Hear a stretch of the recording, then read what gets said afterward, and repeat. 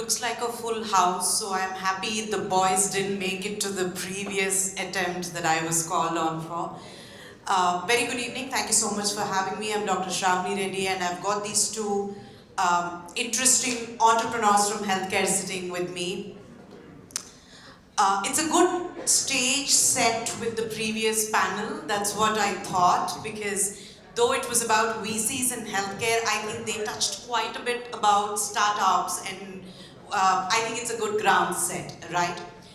While they spoke about, from an investor's perspective and a provider's perspective, what can go right and how to get it right, in this session, we're going to be talking about why a lot of these startups, and healthcare is no exception, do fail. And there is a number that is quoted, I don't know what statistics Vishy had behind that number of 90%, but a lot of them do fail. But there is a quote I'd like to start with before I start off with the session. They say failure is not the opposite of success, but actually a part of it. That it's part of every single journey. And both of these gentlemen next to me, when they start talking about their journeys, will also recollect their own journeys of hurdles and problems and challenges. But why do most of these startups fail is what we're going to be talking about. I've got Kiran next to me from Econ Care, who are into the preventive wellness space and digital health today, integrating insurance, etc. And they're into corporate wellness, so some of you or a lot of you would have heard about it. I've got Kiran on the other side, who's from the medtech space, who've built an amazing product and commercialized it now, is what I understand, in the remote monitoring, cardiac monitoring space, is what he will be talking about. Every day, in and out, as part of my own consulting journey, I talk to a lot of startups in various of these facets. So let's talk about a few of the challenges and why there could be failures, and we've got some key themes to touch upon these as well. I'd like to probably start with Kiran. The moment we say startups, it's a starting journey, so it's about somebody finding it. So the title of founder and co-founder a lot of times is elusive, isn't it? And for a lot of reasons, both right and wrong, there could be founder and co-founder journeys, attributes and challenges that might amount to the journey of a startup and its destiny. Would you like to throw some light on it, Kiran? Yeah. There's a famous saying that startup is not a sprint, it's a marathon, right? Primarily because it took us almost 9 years to get to where we are, right? And it's not a straight path, right? And going back to your question in terms of founder, co-founder attributes, right? It's easier to find a girlfriend and get married than to find a co-founder who can stick around through the journey of the business, right?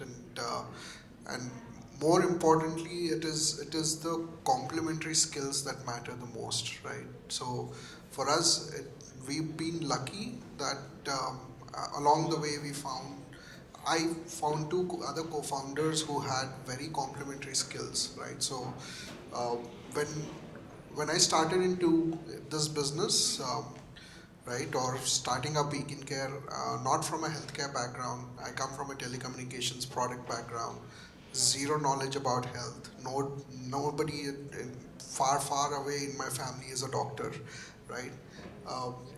But my other co-founder, who's the technology guy, he's also not from healthcare. He comes from an enterprise background, building solutions for enterprises. For 2 years, we were building a lot of solutions. We were trying to build a technology where we digitize a lot of medical data with no healthcare background, right? And what is more important in terms of complementary skills is that being able to work hard, and at the end of the day being able to also party hard, right? So because you end up being with the same person working 12 to 14 hours every day for 9 years, imagine. I mean, you end up spending less time with your wife or with your spouse than your startup co-founder. So you really need to enjoy working with them, right? And that's where it is not more of a technical skills, it is more of the compatibility And whatever is the delta in terms of the technical skills, since we were not from a healthcare background, we had a chief medical officer that we hired who was giving us insights in terms of how to go about it and validating what we were building, right? Now, after a certain stage, we needed somebody who also has skin in the game. That's when the third co-founder came in, who was a doctor, and that's how we filled the gap, right? But between a founder, co-founder, uh, what is more important is that adaptability and that compliance more than the complementary skills, I would say. I think one of the key points to take from that, where he admitted, and it's the story of a lot of startups, is that your core domain is something else, but we are trying to build a product or a solution for a different industry. A lot of times it's easy to get carried away by saying that I'm very good at what I do and I've built something amazing and this will get through. But I think what the point he mentioned about where there are skills that are not our own, where we need that validation or complementation coming in from an external source, or it could be your own co-founder. I think the realization of it and giving that space is also very, very key, and I think when that is there, that probably takes on to a successful journey. Would you like to add to any co-founder, founder attributes or challenges that you would have encountered, Ravi? Yes. Yeah. Um, First of all, it's wonderful to be here, and more importantly, it's good to see a packed house for the last session of the day. So, compliments to all of you. It makes our, us sitting out here, feel more valuable at the end of the day. So, coming to the question that you were asking about co-founder and founder issues, we are family founders. So, my wife is our chief operating officer at this point in time, and brother is the chief technology officer. Now, the key point that we need to look at as we're building a founding team is, do you bring complementary skill sets? See, at the end of the day, what is the value that the founders on the table are adding? Do they bring in very different perspectives than what you are bringing to the table is very, very critical. So that's number one, thumb rule that you want to see, in the core founding team. The other thing that is very, very important is that, life as a startup is very, very hard. And there are bound to be ups and downs. And how do you handle the downs more than ups, make all the difference as a founder.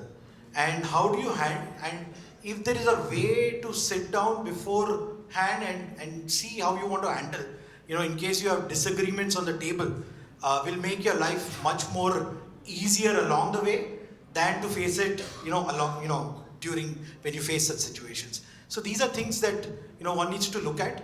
And of course, there are stages in a startup where you have, say, certain perspectives that you want to bring to a table. And of course, your management team grows along with you. But you also want to see, do you want to add someone else as a co-founder along your journey if you don't have certain perspectives that come through? I think you made a very valid point about the journey also matters, and it's not a static journey. It changes as your organization's journey evolves also. I'd like to bring us to another core area of possible challenging area or a failure spot again, so to say, which I think the previous panel also kind of touched upon. This is the market readiness or the product adoption and the scalability challenges when a startup is coming up, and again from a healthcare perspective, right? Every startup, every idea, I'm sure a lot of people that I've met today, we were talking about also talk about a lot of research we've done, and this is the data we have gathered, and this is how we've come to a conclusion that this product is needed, or this solution is needed, or there is a problem that is out there. That's the first thing they teach you in business schools, isn't it? I happen to have the benefit of going into both medical school and a business school, so I can swing both ways that way. Is that where there is a gap or a problem identified, you need to have a solution statement defined, and then you go ahead and kind of build the solution. What happens in healthcare is, what percentage of that need is essential need, and what kind of scale is expected and possible for a solution like that is also very essential before we set out on a journey. I think that's what Dr. Hari Prasad was also touching about, right? So let's talk about that, right? You can talk about your own journey as well, otherwise general perspective about startups. what kind of market readiness for India, let's say, for a product like yours, for corporate wellness and preventive care? Did you, I know about the Western markets, I'm not going to talk about Aetna and Cigna, but then how did you draw parallels and see that this market was ready? If you did not see that the market was ready, but you thought it's a great product and the solution is needed for the market, how did you work and maneuver through that journey? So where we are today is not where we started, and the idea was also not what it is today, right? So when I moved back 2015, wanted to build a remote monitoring platform for non-resident Indians, right? And that's how the name Electronic Kith and Kin, Ekin Care was coined. Now, for me to build a remote monitoring platform that is smart enough for a non-healthcare person like me to keep track of my parents who are back in India, the platform should be smart enough to understand the data and give me insights and be my co-pilot as I go along the care journey, right? Caregiving journey. So when we started looking at it in India, right? One of the key things for us to build that co-pilot in that journey is data, right? So we dropped the idea of remote monitoring platform for NRIs. The first problem to solve was let's build the algorithms first, right, for that co-pilot. Now, when we started building the algorithms, we need data. So there was no data. We went to hospitals. Hospitals were not willing to part with the data, right? So then we dropped that problem. The first order of priority was collect data. Now, how do we collect data? Uh, we started building health records platform, right, which is a consumer cloud-based platform where back in 2015-16, we used to run a lot of radio ads in Hyderabad to be able to collect medical records. For 2 years, we burned a lot of money to collect medical records in a B2C setting because that gave us access to data. So it's a long winding process. It's not a straight line, right, to get to. And when we collected the data, that helped us to start building our algorithms. And when we started building our algorithms and went back to the problem, right, which we were trying to solve in the first place is for NRIs, we realized that market was, I mean, the value wasn't there, right? So it required, for example, if I have to go provide caregiving, if I have to provide a remote monitoring platform for NRIs, right? They would be all over India, right? Or their parents would be in a tier 3, tier 4 towns. So then I had to build the network in tier 3, tier 4 towns to be able to cater to it, right? It's not just an easy problem to solve. So we happened to stumble upon this opportunity where one of the B2B companies reached out to us and said, hey, by the way, this technology that you have built, we want to leverage this for our employees who go through annual health screenings every year, right? Every year they go through some around 12,000 employees. And we said, why not? And we deployed our solution into that company. We did a consulting gig where we got our first paycheck after 3 years. That was our first earning. And then we realized, why are we chasing all these unknowns when there is somebody who's willing to pay us and there's a burning need and a burning problem to solve for it, right? So we dropped everything so far. We dropped NRI, we dropped health records, we dropped B2C, right? And we decided let's just focus on B2B. So since then, I mean, once we caught on to the burning problem, right? That goes back to your statement, right? It's not the idea, even Dr. Hari Prasad was mentioning in the previous panel. It's not the idea, it is the need, and it is who is willing to pay for that need, right? And we happened to learn that the hard way after 3 years of burning a lot of capital, like thanks to our patient investors. But once we caught on to it, we stuck to it. And from there we kept iterating, solving for one problem within the same segment, B2B segment, and that's how we continue to grow. One of the key takeaways from that is which I have also learned along my own entrepreneurial journey, is it's so easy to be stuck with the initial thought and passion and idea. We all know the sunk cost fallacy, but then it's really difficult, right? But I think to be able to be that flexible and not static and be dynamic with the thought also, because we always think the main thought, the vision, the product has to stay. Doesn't have to, because it's our own idea. But then if the need is something else, then we better maneuver it and shit. I think that's a very important point brought out, that it's all right to tweak the ideas to be able to solve for a better problem. I think that's a good takeaway. And I'll tweak the question a little bit to you, Ravi, so that for the benefit of the audience, right? Now, with respect to, let's say, a medtech or a product like something like that you were building, right? A lot of times, especially in health tech, there are a lot of closer players of products or similar models that are being tested, tried, produced under roofs like these across, right? And it's very easy to, as a provider, if I have to speak like a clinician, I would say, hey, you built a monitoring system, but I met 3 others in the audience who are also doing something almost the same with a little differentiator, right? How does a product development company or a startup should look at the long-term game of differentiating themselves in terms of the solution, not in terms of differentiator as a product who they are, but the way they deliver the solution or the need they solve for? Can we talk about that? So I've been in healthcare for about 20 years right now. And before my entrepreneurial journey, I had spent some time in, say, J&J across various parts of the world. One of the things I've come to understand is it's not about the solution, but it's about the healthcare outcomes. Whatever you're doing out here in healthcare, you have to keep patient at the center, and you have to also ensure that whatever solution you are bringing to the table has to deliver either a superior outcome, or if it's the same outcome, you have to do it at a lower cost. These are two things that you need to keep in mind. So when we started our journey out of India,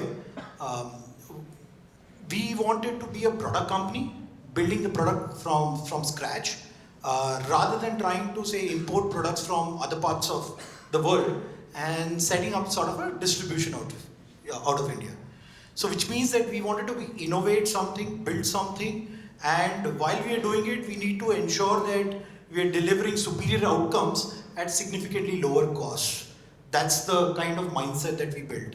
So for this, as a company, we kept say, at the core, our variable costs need to be extremely low compared to others, is how we started off our journey.